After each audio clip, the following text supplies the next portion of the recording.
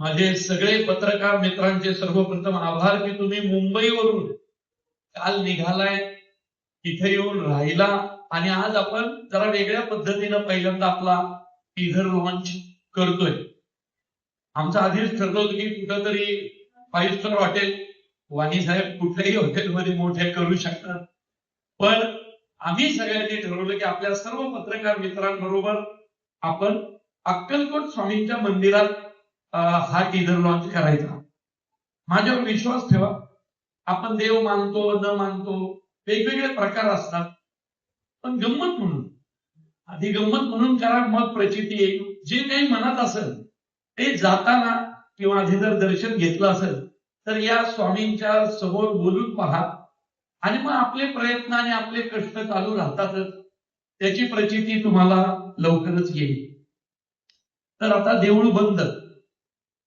मी दर 2 वर्षांनी एकच सिनेमा करतो. कितीही मोठ्या ऑफर आल्या, म्हणजे येतातच, चालू असतातच. कितीही मोठ्या ऑफर आल्या तरी मी घेत नाही, कारण मी 2 वर्षात एकच सिनेमा करतो. सिनेमा झाला की गावी शेतीच्या कामांना जातो. शेतीची कामं संपली की मग परत पुढचा सिनेमा लिहायला पुण्यामध्ये येतो. हा माझा क्रम आहे आणि असंच असतं. देऊळ बंद सिनेमा 10 वर्षांनी येतोय. माझं आणि कश्मीर महाजनी दोघांचं डेब्यू देऊळ बंद मधून झालं होतं, कारण कश्मीर माझ्या एकांकिकांमध्ये काम करायचा, म्हणून त्याला मी पहिल्या सिनेमाचा हिरो करणार असं ठरलं होतं.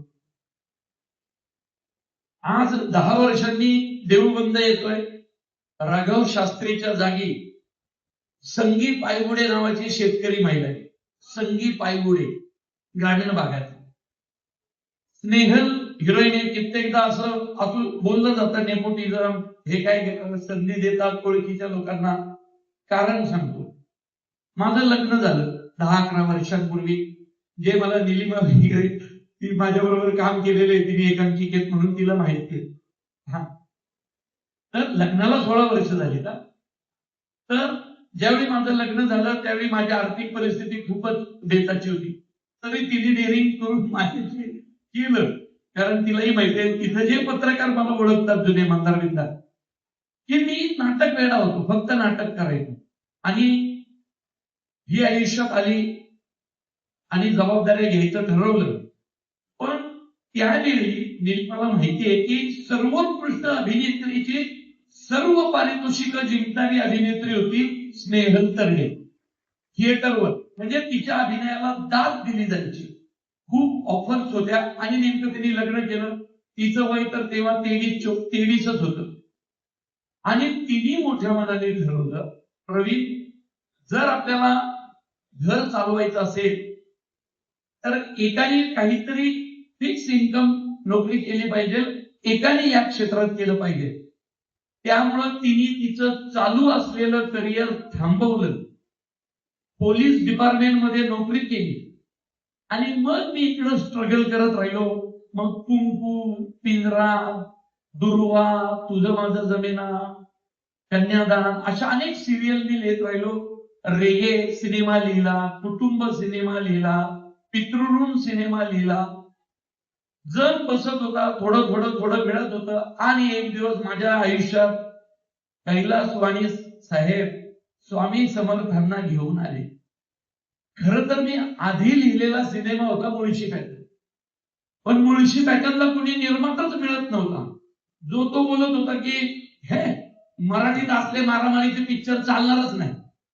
हे तुम्ही काय शेतकऱ्यांच्या मारामाऱ्या, शेतकऱ्यांची पोरं, म्हणजे मोठमोठे चॅनल्स पण आपले, म्हणजे एका चॅनलचे तर मोठे अधिकारी हसले होते माझ्यावर की अरे प्रवीण काय रिडिंग करतोय, कसला सिनेमा, अरे असं काही होणार नाही. 4 वर्ष मुळशी पॅटर्न घेऊन फिरत होतो, सिनेमाला प्रोड्युसर मिळाला. आणि एक दिवस दया दया गायकवाड हा स्वामी भक्त आहे आखाला. हा म्हटलं तू नवीन घर घेतलंय, त्याचे काय हप्ते बिप्ते कसे फेडणार आहेत. म्हटलं मला नाही माहिती बाबा, पण बायकोसाठी मी घेतलंय. आणि त्यांनी मला म्हटला तुझ्यासाठी एक गिफ्ट आणलं, म्हणून त्यांनी मला गिफ्ट दिलं. काढलं तर स्वामींची फ्रेम. मी म्हटलं हे काय? तो म्हटलं हे स्वामी ठेव घरात, माझ्यावर विश्वास ठेव, मला माहिती आहे तू देव मानत नाहीस. कारण मी जर बऱ्यापैकी नास्तिक असाच माणूस होतो. आणि ते त्यांनी प्रतिमा दिली, विश्वास ठेवा. सकाळी 11 वाजले होते बरोबर दया, त्यांनी ती प्रतिमा दिली आणि तो मला वाटला तुला प्रोड्युसर मिळेल रे, आपला मुळशी पॅटर्न भारी होणार, कारण दयान पिठेही बरोबर होते माझ्या. म्हटलं चला मिळेल आपल्याला, निर्माता मिळेल. ती फ्रेम मी माझ्यामध्ये उघडलीही नव्हती, ती मी माझ्या घरात ठेवली. नवीन घर होतं आणि बाहेर पडलो, कारण मुरली अण्णा बरोबर मी एक इव्हेंट करत होतो. मुरली अण्णाला वाटलं अण्णा प्रोड्युसर बघणार आहोत, तर त्यावेळी अण्णाकडेच पैसे नसायचे. मुरली अण्णा कशी पैसे गोळा करून इव्हेंट करायचा. मुरली अण्णा म्हटलं खरं सांगू का, माझ्याकडे जर पैसे असते ना मीच दिले असते तुला रे, कारण आम्ही दोघं मुळशी तालुक्याचे. सिनेमा येईल. अण्णाच्या इव्हेंटला गेलो, इव्हेंट चालू होता आणि एक अण्णाचा भाऊ कार्यकर्ता निलेश कोंढारकर मला आला, म्हटलं ऐक ना, माझ्याकडे एक माणूस आहे, त्यांना ना एक पिक्चर करायचं, डॉक्युमेंटरी करायची, तू चल ना माझ्या बरोबर. अरे म्हटलं अण्णाचा इव्हेंट आहे, आणि ऐक ना तू आत्ताच्या आत्ता चल ना, त्यांना करायचंय ते काय म्हणतात बघ तर. म्हणून गेलो तर माने साहेब भेटले. सकाळी त्यांनी स्वामी दिलते, मी ती फोडली पण नव्हती फ्रेम. तर हे म्हटले स्वामी समर्थांवर पिक्चर करायचा आहे. म्हटलं कोण स्वामी समर्थ? मला वाटलं रामदास स्वामी. तर ते स्वामी समर्थ, तर मागं त्यांच्या फोटो होता. ते हे अंधेरीला स्ट्रगल काळात कधी कधी त्या मठात जायचो. म्हटलं हे का? बरं बरं, ते पिक्चर लिहिणार? म्हटलं 100% लिहिणार. पण म्हटलं माझ्याकडे एक पिक्चर आहे मुळशी पॅटर्न नावाचा, तर तुम्ही ऐका ना, लय भारी लिहिलाय. ते म्हटले नाही नाही, मी दुसरं काही नाही, मी फक्त स्वामी समर्थांवर असेल तर करेल सिनेमा. आणि मी मुळशी पॅटर्न घेऊन गेलतो तसाच माझ्या हातात. ते म्हटले असा असा सिनेमा आहे, ह्याच्यावर लिहिणार का? मी म्हटलं लिहितो. आता ह्यांना कसं सांगू की मी काय नास्तिक माणूस आहे, मी काही देव मानत नाही. आणि मी यांना म्हटलं, ते म्हटले उद्या गोष्ट ऐकवायची. म्हटलं डन. आणि मी गोष्टच लिहिली एका नास्तिकाची, म्हणजे राघव शास्त्रीची. तो राघव शास्त्री म्हणजे खरा मीच, जो देव मानत नव्हता. आणि एका नास्तिकाच्या आयुष्यात स्वामी समर्थ आले. गोष्ट लिहायला गेलो, बसलो घरी, गोष्ट लिहायला बसलो, सुचेना. आणि म्हटलं, जी म्हटली अरे ते दयाने काहीतरी गिफ्ट दिलं ना तुला, ते बघितलं का? म्हणून दयाने दिलेलं गिफ्ट उघडलं तर ती होती स्वामींची प्रती. सकाळी त्यांनी दिलती जय, आणि उघडलं तर स्वामी. आणि मी ती प्रतिमा समोर ठेवली आणि सिनेमा लिहायला बसलो. तो सिनेमा म्हणजे देऊळ बंद पहिला भाग. माझ्या हातनं लिहिला. जळदकर साहेब होते आमच्या बरोबर. हे जळदकर साहेब मला घेऊन गेले पिठापूरला, कुरवपूरला, गाणगापूरला, अक्कलकोटला. आणि स्वामी एका नास्तिकाच्या आयुष्यात हे म्हटले सिनेमा लिहायचा असेल तर तुम्हाला आधी या 5 ठिकाणी जावं लागेल.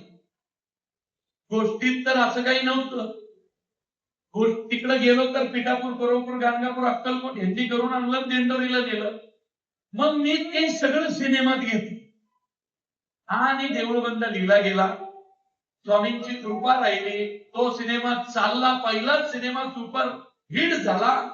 आणि मग मला जरा ओळख निर्माण झाली.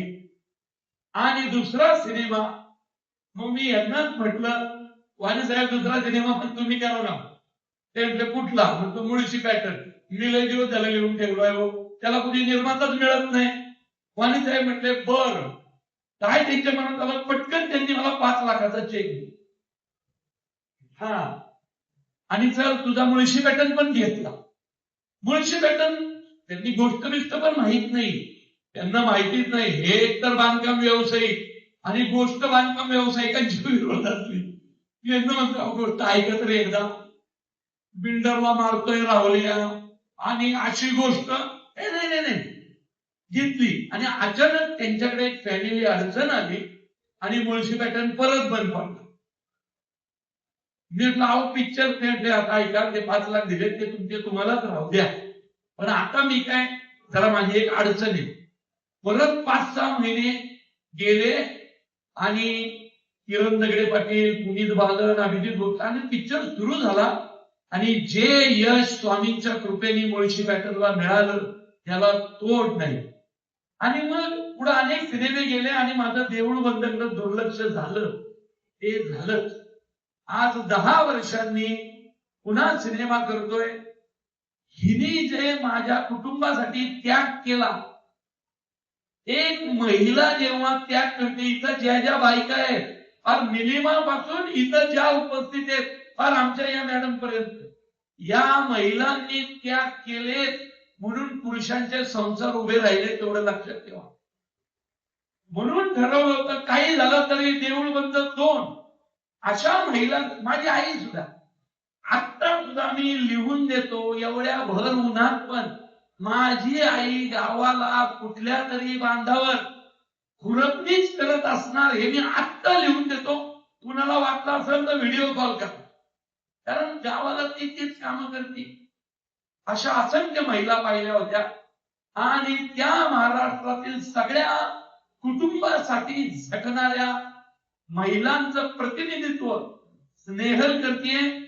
एमएटीवर बसून लक्षात घ्या, भगवंताला मागे बसवलाय आणि हा सिनेमा एक महिला ड्राईव्ह करणार आहे, एवढंच तुम्हाला सांगतो.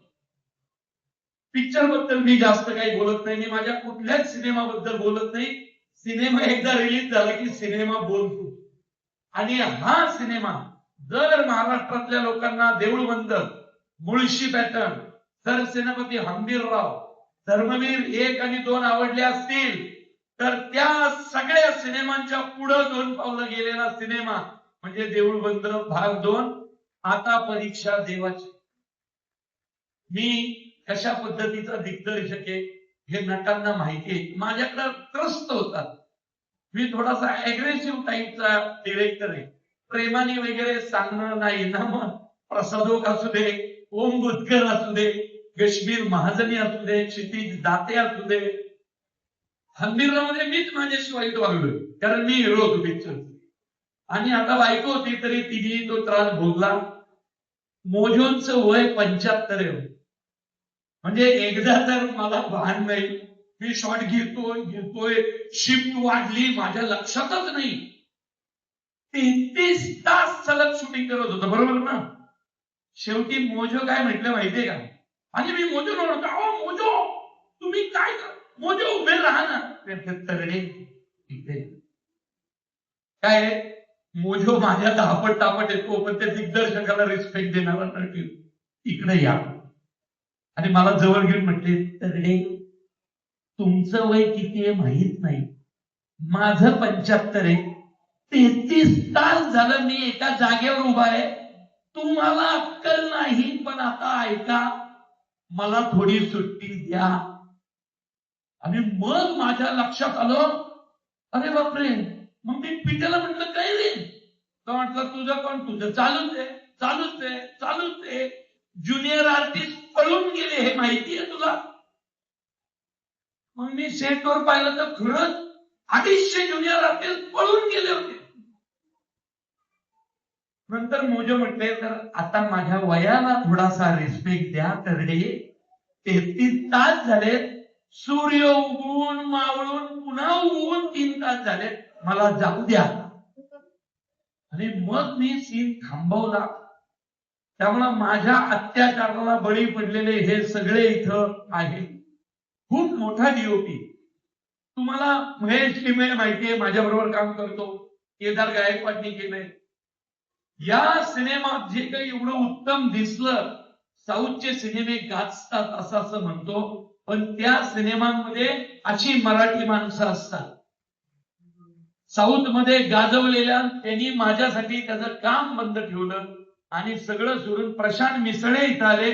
का तर 10 वर्षापूर्वी पहिला भाग त्यांनी केला. बाकी यांच्याबद्दल मी बोलत नाही. नवे एकांकिकांमधले महाराष्ट्रातल्या सर्व एकांकिका पाहिल्या. त्या स्पर्धांमधले बेस्ट ऍक्टर मी घेतले 1, 2, 3, 4, 5 आणि सिनेमामध्ये मी रोल दिलाय. त्यामुळे महाराष्ट्राची भाषा तुम्हाला इथं पाहायला मिळेल. एवढंच सांगतो, सिनेमा पहा. मी नंतर इंडिव्हिज्युअल प्रत्येकाशी बोलत, सगळे माझे आवडते पत्रकार आले. मी भांडलो होतो भूषण कोंडेची, जर ते चेहरे नसतील आणि तू वेगळे कुणी आणले, नवे नाही का असतात ते इन्फ्लुएन्सर, म्हटलं तुला सांगतो, मला पत्रकार म्हणजे ज्यांच्या जीवावर नागराज मंजुळेही मोठा झालाय, प्रवीण तरडेही झालाय आणि रितेश देशमुखही झालाय, ही माणसं आहे. म्हणून आणि मला खूप बरं वाटलं तुम्ही सगळे इथं आहात. तेच चेहरे आज जे तुम्ही मराठी इंडस्ट्रीला मोठे करताय. स्वामींचा आशीर्वाद आपल्या पाठीशी राहील. सिनेमाबद्दल इंडिव्हिज्युअल बोलेल, एवढंच सांगतो. 21 मे नंतर स्वामींच्या मठात त्यांच्या वटवृक्षाखाली बसून सांगतोय, न भूतो न भविष्यती असा सिनेमा पाहायला मिळेल. हिच्या अभिनयाबद्दल मी बोलणार नाही, कारण हिचा अभिनय जास्त मोठ्याने बोलेल. सिनेमा तुम्ही बघा. धन्यवाद. वाणी साहेब पुन्हा एकदा आभारी. मोहन जोशी सर, मला माफ करा, माझ्यामुळे तुम्हाला त्रास झाला असेल तर. मी खूप त्रास दिलाय, म्हणजे 49 डिग्री तापमानात मी त्यांना खूप त्रास दिलाय. सिनेमा पाहिल्यानंतर कळेल. म्हणजे मी एक धाडसी विधान आज करतो, धाडसी. 600 सिनेमे केलेत, 600 पेक्षा जास्त. मोहन जोशी सरांचं आजवरचं सर्वोत्कृष्ट काम तुम्हाला देऊळ बंद 2 मध्ये पाहायला मिळेल, हे मी गॅरंटीने सांगतो. धन्यवाद.